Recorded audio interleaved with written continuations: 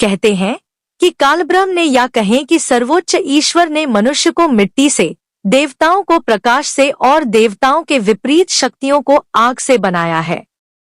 यह भी माना जाता है कि कोई भी आत्मा विकास क्रम में आगे बढ़कर ही पितर, देवी या देवता बनती है।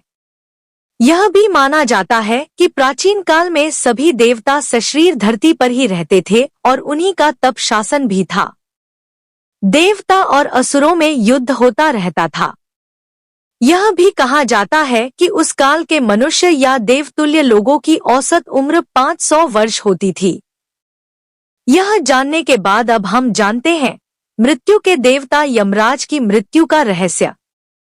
वेद कहते हैं कि जो भी जन्मा है, चाहे वह मिट्टी का रूप मनुष्य हो, प्रकाश रूप का देवता हो या अग्नि रूप में ब्रह्मराक्षस हो, सभी को मरना है। यह अलग बात है कि कोई 100 वर्ष में मरकर दूसरा जन्म ले लेता है और कोई 1000 वर्ष तक जिंदा करने के बाद दूसरा शरीर धारण कर लेता है। इसी तरह पुराणों में 14 इंद्र की तरह अब तक 14 यमराज भी हो चुके हैं। वेद और पुराणों की धारणा में बहुत फर्क है। पुराणों के अनुसार बहुत से देवी या देवताओं को सृष्टि संचालन हेतु परमेश्वर ने भिन्न भिन्न कार्यों के लिए नियुक्त कर दिया था या है। जैसे ब्रह्मा सृष्टिकर्ता है, तो विष्णु उसके पालनकर्ता और शिव सभी संहारक शक्तियों के स्वामी हैं, अर्थात वे मृत्यु और प्रलय के देवता हैं। हिंदू मानते हैं कि ब्रह्मा हमें इस सृष्टि में लाने वाला है, विष्णु पालने वाला है और शिव ले जाने वाले हैं। इसी तरह इंद्र बारिश, विद्युत और युद्ध को संचालित करते हैं। अग्नि सभी आहुतियों को ले जाने वाले हैं। सूर्यदेव जगत के शुद्ध प्रकाश के अधिपति और समस्त प्राणियों को जीवनदान देने वाले हैं। पवन देव के अधीन रहती है जगत की समस्त वायु। वरुण देव का जल जगत पर शासन है। कुबेर धन के अधिपति और देवताओं के कोषाध्यक्ष हैं। मित्रदेव देव और देवगणों के बीच संपर्क का कार्य करते हैं। कामदेव और रति सृष्टि में समस्त प्रजनन क्रिया के निदेशक हैं। अदिति और दिति को भूत, भविष्य, चेतना तथा उपजाऊपन की देवी माना जाता है। शिवपुत्र गणेश जी को देवगणों का अधिपति नियुक्त किया गया है। वे बुद्धिमत्ता और समृद्धि के देवता हैं। विघ्ननाशक की रिद्धि और सिद्धि नामक 2 पत्नियां हैं। कार्तिकेय वीरता के देव हैं तथा वे देवताओं के सेनापति हैं। नारद देवताओं के ऋषि हैं तथा चिरंजीवी हैं। वे तीनों लोकों में विचरने में समर्थ हैं। वे देवताओं के संदेशवाहक और गुप्तचर हैं। सृष्टि में घटित होने वाली सभी घटनाओं की जानकारी देवऋषि नारद के पास होती है। अंत में देवताओं में सबसे शक्तिशाली देव रामदूत हनुमान जी अभी भी सशरीर हैं और उन्हें चिरंजीवी होने का वरदान प्राप्त है। वे पवन देव के पुत्र हैं। बुद्धि और बल देने वाले देवता हैं।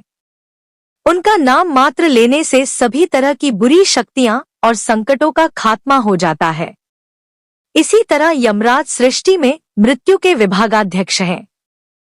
सृष्टि के प्राणियों के भौतिक शरीरों के नष्ट हो जाने के बाद उनकी आत्माओं को उचित स्थान पर पहुंचाने और शरीर के हिस्सों को 5 तत्व में विलीन कर देते हैं।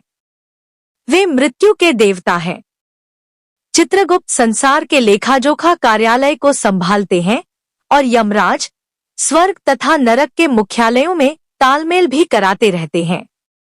इसके अलावा अर्यमन आदित्यों में से एक हैं और देह छोड़ चुकी आत्माओं के अधिपति हैं, अर्थात पितरों के देव। अब सवाल यह उठता है कि मृत्यु के देवता यमराज की कैसे मौत हो सकती है। तो आओ जानते हैं इस संबंध में एक पौराणिक कथा। इस संबंध में हमें कथा का भिन्न भिन्न वर्णन मिलता है। हम यहाँ प्रस्तुत करते हैं एक वर्णन संक्षिप्त में। कहा जाता है कि प्राचीन काल में कालंजर में शिवभक्त राजा श्वेत राज्य करते थे। वृद्ध होने पर राजा श्वेत पुत्र को राज्य सौंपकर गोदावरी नदी के तट पर एक गुफा में शिवलिंग स्थापित कर शिव की आराधना में लग गए। अब वे राजा श्वेत से महामुनि श्वेत बन गए थे। एक निर्जन गुफा में मुनि ने शिव भक्ति का प्रकाश फैलाया था। श्वेतमुनि को न रोग था न शोक, इसलिए उनकी आयु पूरी हो चुकी है, इसका आभास भी उन्हें नहीं हुआ। उनका सारा ध्यान शिव में लगा था। वे अभय होकर रुद्राध्याय का पाठ कर रहे थे और उनका रोम रोम शिव के स्तवन से प्रतिध्वनित हो रहा था।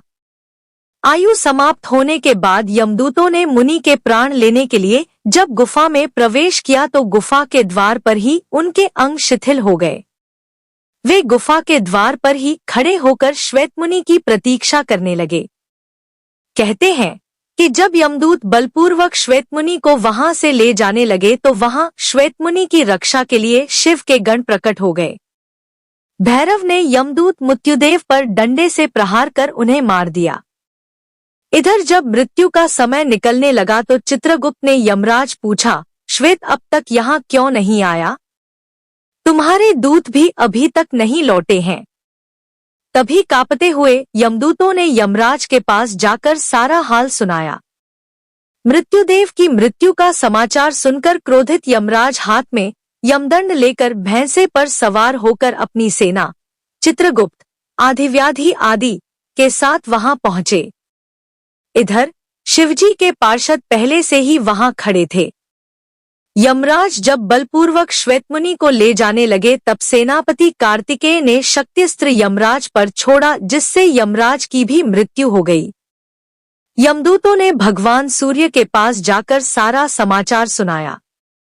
अपने पुत्र की मृत्यु का समाचार सुनकर भगवान सूर्य ब्रह्माजी व देवताओं के साथ उस स्थान पर आए जहां यमराज अपनी सेना के साथ मरे पड़े थे। तब देवताओं ने भगवान शंकर की स्तुति की। तब भगवान शिव प्रकट हो गए। उनकी जटा में पतित पावनी गंगा रमण कर रही थी। भुजाओं में फुफकारते हुए सर्पों के कंगन पहन रखे थे। वक्षस्थल पर भुजंग का हार और कर्पूर के समान गौर शरीर पर चिताभस्म का श्रृंगार सुंदर लग रहा था। देवताओं ने कहा, भगवन यमराज सूर्य के पुत्र हैं। वे लोकपाल हैं और आपने ही इनकी धर्म व्यवस्था के नियंत्रक के रूप में नियुक्ति की है। इनका वध सही नहीं है। इनके बिना सृष्टि का कार्य असंभव हो जाएगा। सेना सहित इन्हें जीवित कर दे, नहीं तो अव्यवस्था फैल जाएगी। भगवान शंकर ने कहा, मैं भी व्यवस्था के पक्ष में हूँ। मेरे और भगवान विष्णु के जो भक्त हैं उनके स्वामी स्वयं हम लोग हैं। मृत्यु का उन पर कोई अधिकार नहीं होता। स्वयं यमराज और उनके दूतों का उनकी ओर देखना भी पाप है। यमराज के लिए भी यह व्यवस्था की गई है कि वे भक्तों को प्रणाम करें। फिर भगवान शिव ने देवताओं की बात मानकर यमराज को प्राणदान दे दिया। शिवजी की आज्ञा से नंदीश्वर ने गौतमी नदी का जल लाकर यमराज और उनके दूतों पर छिड़का, जिससे सब जीवित हो उठे। यमराज ने श्वेतमुनि से कहा, संपूर्ण लोकों में अजय मुझे भी तुमने जीत लिया है। अब मैं तुम्हारा अनुगामी हूँ। तुम भगवान शिव की ओर से मुझे अभय प्रदान करो। श्वेतमुनि ने यमराज से कहा, भक्त तो विनम्रता की मूर्ति होते हैं। आपके भय से ही सत्पुरुष परमात्मा की शरण लेते हैं। प्रसन्न होकर यमराज अपने लोक को चले गए। शिवजी ने श्वेतमुनि की पीठ पर अपना वरदहस्त रखते हुए कहा, आपकी लिंगोपासना धन्य है श्वेत। विश्वास की विजय तो होती है। श्वेतमुनि शिवलोक चले गए। यह स्थान गौतमी के तट पर मृत्युंजय तीर्थ कहलाता है। मृत्यु को कोई जीत नहीं सकता। स्वयं ब्रह्मा भी चतुर्युगी के अंत में मृत्यु के द्वारा परब्रह्म में लीन हो जाते हैं। लेकिन भगवान शिव ने अनेक बार मृत्यु को पराजित किया है, इसलिए वे मृत्युंजय और काल के भी काल, महाकाल कहलाते हैं।